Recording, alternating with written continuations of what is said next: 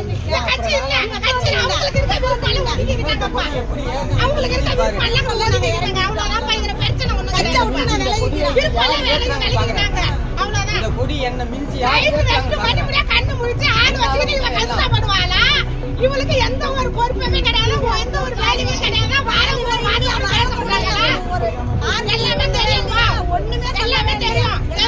கேக்குது கஷ்டப்பட்டவங்களுக்கு தான் வழி வருத்தம் தெரியும் இருந்தாலும் கஷ்டப்படுவோம் என்னைக்கு வந்த எங்க பதில் சொல்லு கட்சி அவங்க கட்சி விருப்பம் ஆரம்பத்துல நான் விஜய் ரசிகர்